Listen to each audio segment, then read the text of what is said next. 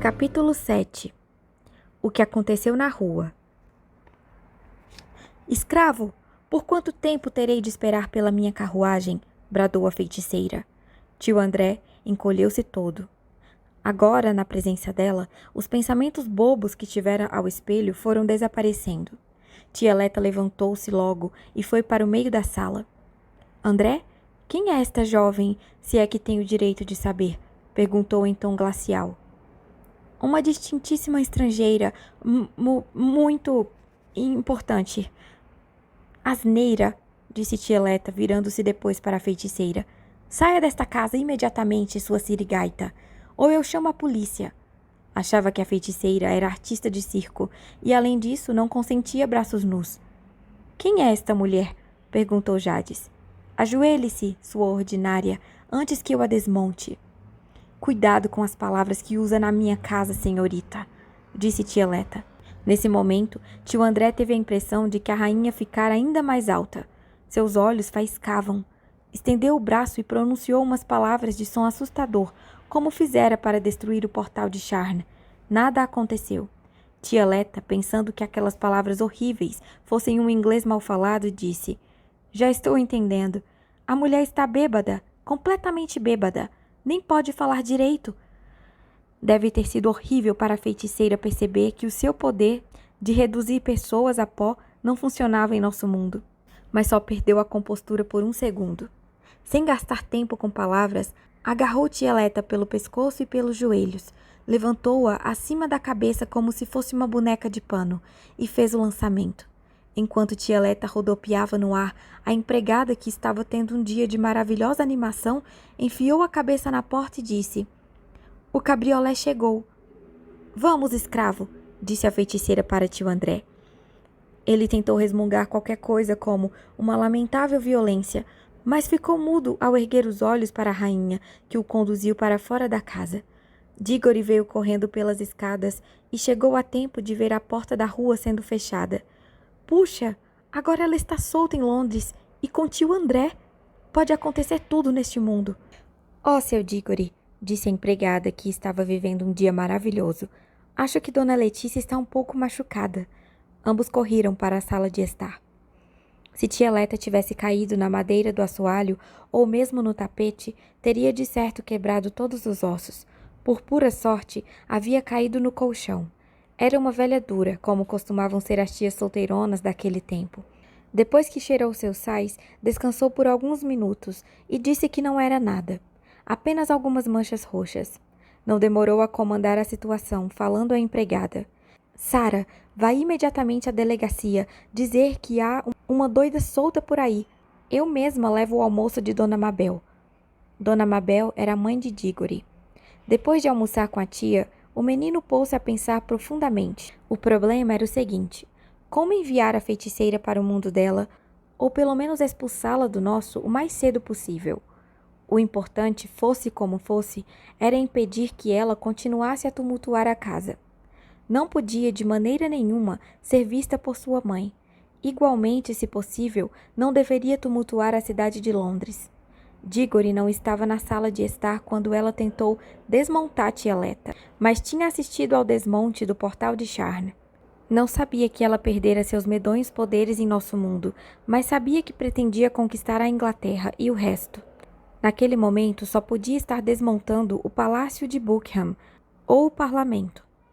Muitos policiais já deviam estar reduzidos ao pó. Haveria alguma coisa que pudesse fazer?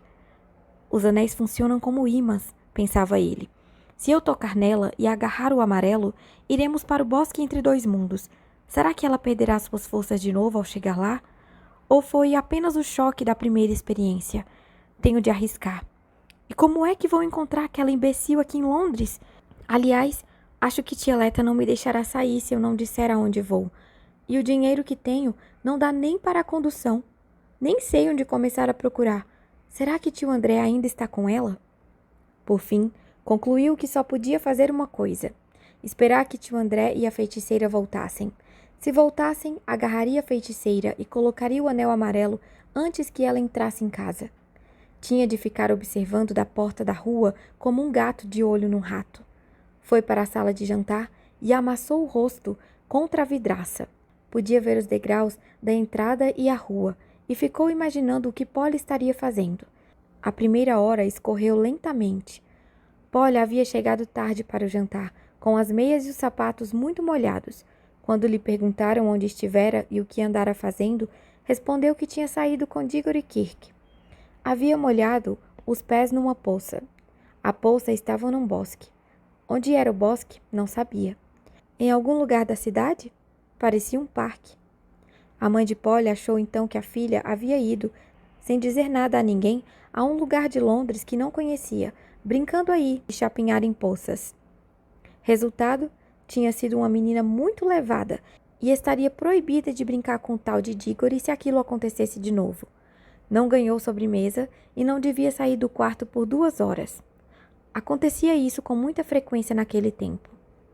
Assim, enquanto Diggory estava de olho na janela da sala de jantar, Polly estava estendida na cama, pensando ambos como o tempo custa a passar. Acho que a situação de Diggory era pior. Polly tinha apenas de esperar que as 2 horas passassem, enquanto ele, ao ouvir qualquer barulho de rodas na rua, logo se sobressaltava pensando, são eles, para em seguida verificar que estava enganado.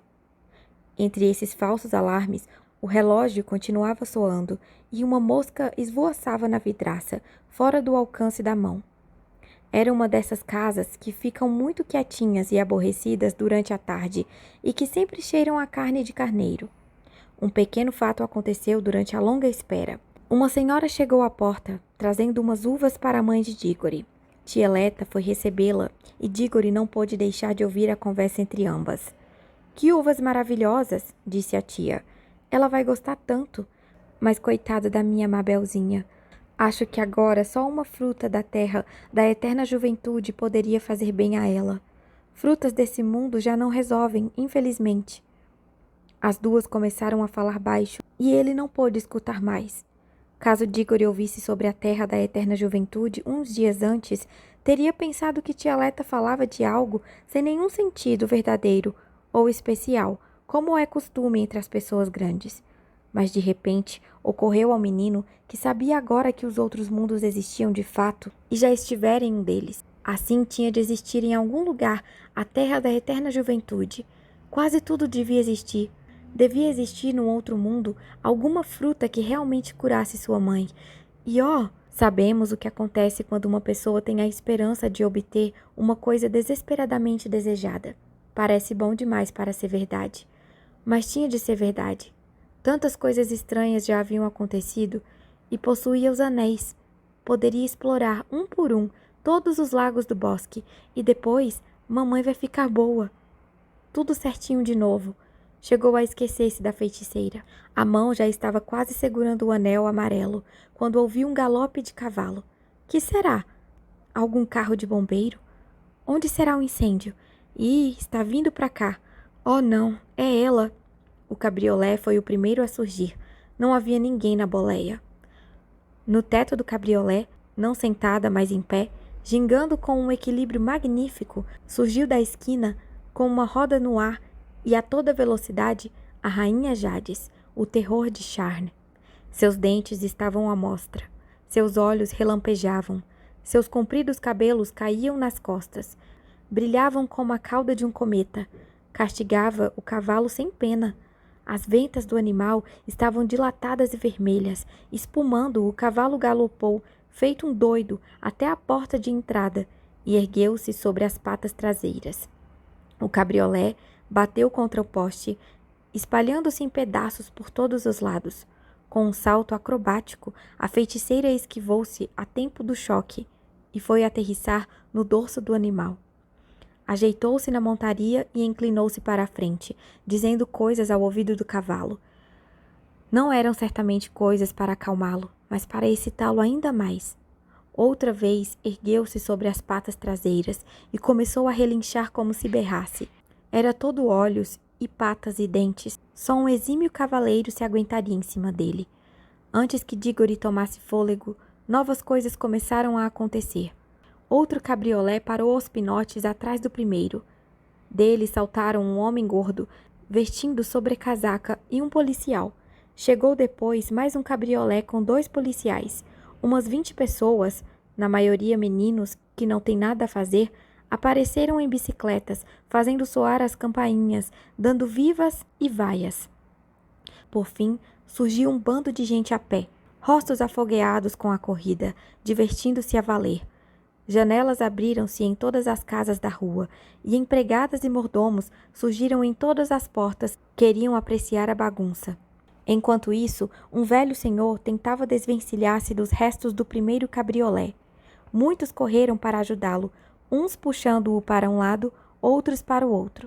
Diggory imaginou que só podia ser tio André, mas não conseguia ver-lhe o rosto tapado e tampado pelo chapéu.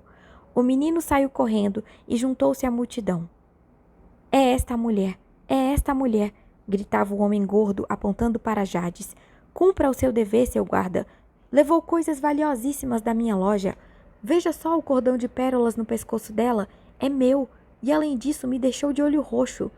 Puxa, disse alguém na multidão. Que belo trabalho ela fez nesse olho, hein? A mulher é forte mesmo. Coloque um pedaço de carne crua no olho, senhor, recomendou o açougueiro. É tiro e queda.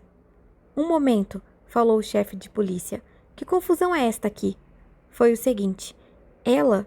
Mas o gordo foi interrompido. Não deixe o cara do cabriolé fugir. O senhor de idade, que só podia ser tio André, tinha conseguido colocar-se em pé e esfregava suas escoriações. O policial virou-se para ele.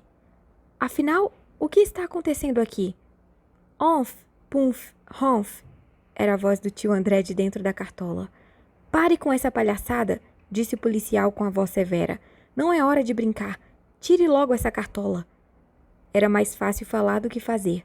2 policiais pegaram a cartola pela aba e arrancaram-na à força. Muito grato, disse tio André num fio de voz. Nossa, estou todo batido. Se alguém fizesse a fineza de me dar um pouco de conhaque... Preste atenção, por favor, disse o guarda, tirando do bolso um enorme caderno de anotações e um toco de lápis muito curto. É o senhor o responsável por essa jovem? Cuidado! Gritaram várias vozes, e o policial deu um pulo para trás na horinha. O cavalo tinha armado um coice para ele, provavelmente mortal. A feiticeira manobrou o cavalo de maneira que pudesse encarar a multidão. Com um facão reluzente, libertara o animal dos destroços do cabriolé. Durante esse tempo todo, Diggory procurava um jeito de tocar na feiticeira. Não era fácil. De um lado havia a multidão. Para chegar ao outro lado, teria de passar perto das patas do cavalo. Assim, de dentes cerrados, o menino aguardava um momento favorável. Um homem de carão vermelho e chapéu coco tinha conseguido chegar à frente do ajuntamento. Ei, seu guarda! O cavalo que ela está montado é meu. O cabriolé que virou lenha também é meu. Um de cada vez, disse o policial. Mas a gente não tem tempo, replicou o cocheiro. Conheço bem este cavalo. Não é igual aos outros. O pai dele foi da cavalaria. Se essa mulher continuar espicaçando ele, vai ter assassinato aqui. Deixa eu segurar ele. O policial só podia ficar satisfeito de ter um motivo para afastar-se do cavalo. O cocheiro deu mais um passo, olhou para Jades e disse com uma voz até amável. Eu seguro ele, a senhorita apeia. Afinal, a senhora é uma dama e não vai querer que esses desordeiros partam para cima da senhora. Melhor ir para casa direitinho e tomar um bom chá. Ao mesmo tempo, estendeu a mão para a cabeça do animal, dizendo: Quieto, morango, quieto, companheiro. Aí, pela primeira vez, a feiticeira falou, dominando tudo. Seu porco, tire esta mão suja daí. Eu sou Jades, a imperatriz.